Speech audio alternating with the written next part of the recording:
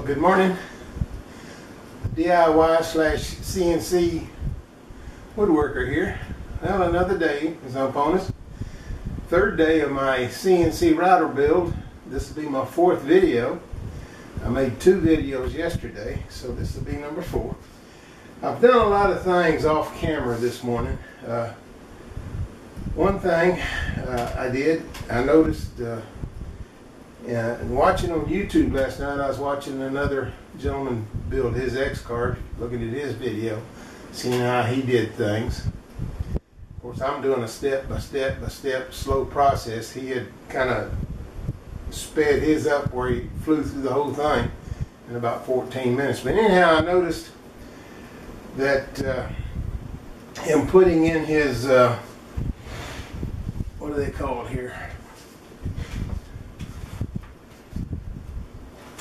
On his X gantry here, I noticed him putting in his T-slot nuts up here. And boy, I mean, a light went off, boom. I didn't do that. So I come in this morning, I took out the 4 screws here, dropped this down, inserted the 2 T-nuts that I needed, and then put my 4 screws back in. And I also had not put them in my Y rails either.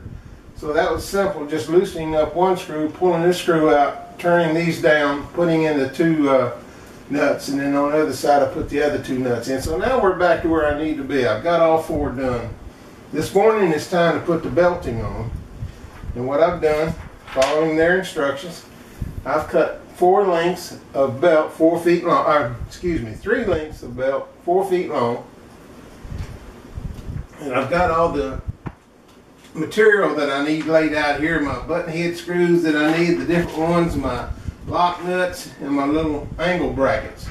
Now what I'm going to do is pause the filming here because I need to really concentrate on what I'm doing and putting these belts on and getting that all finished. Now when I'm done with that, as usual, I'll come back and show you what I've done. So a little explanation of what I've been doing off camera this morning and correcting a mistake that I made, and getting ready to continue construction today. And you've noticed I've rotated, if I didn't mention it, I've rotated 90 degrees here, the setup on my table, simply because it makes it easier for me to access both sides of the router build. So I'm going to go ahead and pause the camera now, and we'll be back with you again after I've completed installing these belts. Okay folks, got that task completed. Got all my belts, my drive belts, both the Y belts and the X-axis belt on, adjusted and tensioned what I believe is the correct amount. They're kind of, guitar tight is all they tell you, but anyhow, they're on there. They seem to be adjusted tight enough for this thing to roll. Now off camera, another thing I did, I noticed when I stopped last night, I was at a step that I should have completed and I didn't. And I came back this morning and I just skipped right over that step, and I was putting these 2 rails front and back on here, which solidifies this thing together here, holds it square. I realized that error, and I corrected it off camera, and then they're now on there, front and rear. And we're ready now to do the Z-axis build. In other words, I'm going to build the Z-axis, put it all together. I got the parts laid out here. I got the video on. I'm going to go ahead and pause the camera, watch the video on how to do it, read the instructions again, make sure that I'm doing everything correctly, and going ahead and mounting that Z-axis plate and getting that done. So I'll pause the camera here and be back with you when I've got all that completed. Okay, my camera just shut down on me. Don't know why, but it did it. But anyhow, as I was saying, I need to install the Z-axis lead screw here and everything, and get that all put together. So I'll go ahead and pause the camera now and get all my parts together that I need. Go ahead and assemble those parts, and like I've done with all the other steps, when that's done, I'll come back and show you what I've done. Okay folks, just a real short clip here. I wanted to mention something. I'm in the process of putting on my Delrin nut on the oh heck, what they call this thing, the drive X-axis lead screw drive, lead screw nut. When you first start screwing this on, it's super, super, super tight. I have seen on YouTube videos of people doing this, taking and mounting the lead screw into the screwdriver, screwing it down just tight enough to hold it where it don't turn.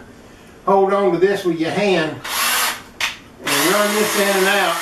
This will be about the 4th time I've run this in and out. And what that does is kind of breaks this in so this is not so tight. Now it turns very easily. Prior to doing this, it was really tough. I mean, it was hard to screw on there. So if you're building an X-Carve, when you get to this part of the build and you Delrin nut, I would suggest doing this. Again, you don't want to screw that down so tight that you mess up the threads on the end of your lead screw, which this didn't. It just closed down enough, but that sure made that job a lot easier. So I'm going to go ahead and pause, finish installing this, and we'll be back with you shortly. Okay, we're back. It's been a bit since I videoed that last portion on the installation of this Z-axis motor.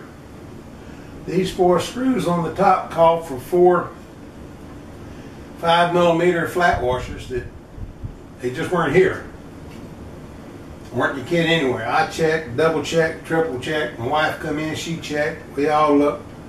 We were just short those 5 flat washers now. Of all the things that we've got here and all the parts that I've still got left to use, that's the only thing that I haven't had so far for some reason.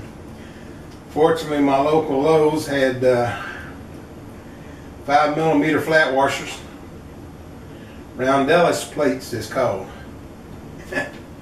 Spanish, I think. Anyhow, I went down there and bought the 4 washers that I needed. I let Inventables know that I was short those 4 pieces, that they didn't need to send them to me. Just the fact that they were missing in my kit, I don't know if they was missing in anybody else's, if it's a packaging problem or shortage, or if I just didn't get those 4 washers in my package. I don't know, but I called them, let them know so they could check on it.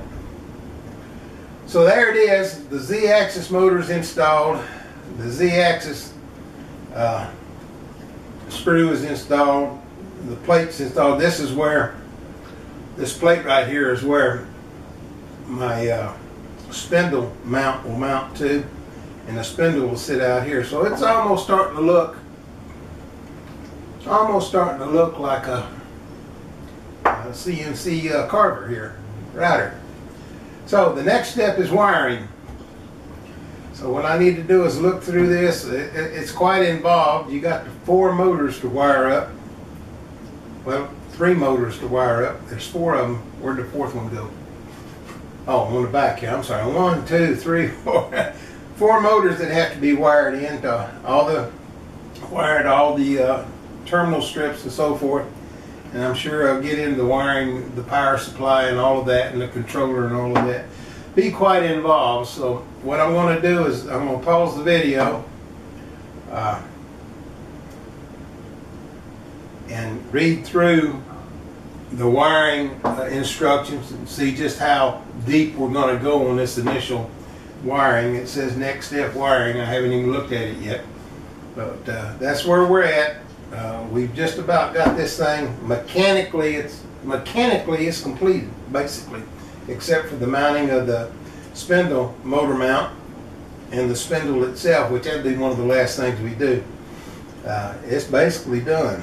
This is it. I know that the board behind me here has to be assembled, and I've got rails and all that go on yet. That's another process all in its own.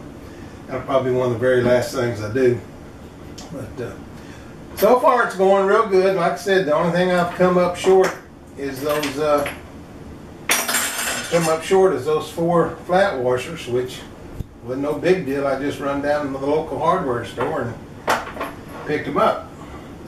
Give me a break. I needed to take a break anyway. So I'm going to pause the video, and we'll be back with you as soon as I've looked over this wiring instructions and see how deep it goes into it, if it's a whole complete wiring for the whole complete machine, or if it's just wiring the stepper motors up to their respective terminal strips. I don't know until I look at it. So for now, that's it. We'll be back with you in a little bit.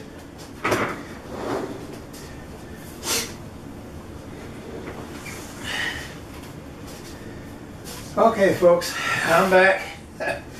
I've got all the wiring done. It's all laying here in bundles all over the floor, strung out that way, 12 feet. One's 15 feet, a couple are 6 feet, some 7 feet. The next step is to put on the drag chain links. That's the next step in the process. So I'm going to pause the camera here while I do that. But I just want to let you know that I did finish the wiring. That's where I left off a while ago, that I was going into the wiring. I was checking here, it said it should take you 45 minutes. Well, I think it took me a bit longer than that. I didn't really record myself, but I probably took between an hour to an hour and a half, somewhere in that neighborhood. I'm a little slower and a little more methodical than some people, and I just don't slap wires together. So I try to make everything look nice and neat. And well, anyhow, I'm done with it. It's finished. It's wired in. Now all I got to do is run it through the drag chain link. That'll be next. So I'm going to go ahead and pause the video and set up this drag chain, read through it, what I need to do and how I need to do it, and see if I can't get that accomplished. So when I come back, all the wiring should be in the drag chains, hopefully. So we'll be back with you shortly. All right, folks, we're back. I've got this is the X carriage cabling here. I've got it all pulled through. I'm going to call it a day. I'm tired, but I'm not finished. I got to do the Y carriage. That's for tomorrow. That's another task altogether. They said that I had two separate links to this drag link of this thing. I got two identical links. They said one was 51 links. I counted both of them. They're both 54. So I don't know what that means, but I'm going to use them as shipped and see where that leads me. But I've got to hook my bracket up here for the drag link. It hooks someplace over here. I don't see where, but it does. Trust me. And the other drag link will hook here and go that way. And that'll be for the Y carriage wires. And all these wires will go into it somehow. Made up with these Y carriage wires. And as I pull these apart, and whew, I'm tired. But anyhow, I'm not making any sense. I'm just talking crazy, so I'm just going to quit. I'm tired. I can't even talk. But that's where we are. This one drag link's up. I see one wire over here. I don't know how it got over here by itself, but it is. It's loose wire, so it's got to come through here somehow. Come back across through here some way. And come out on that side, I think.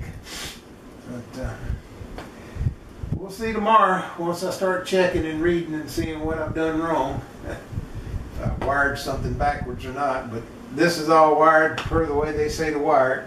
And, I got everything tied together and pulled through the drag link. So that's it, folks.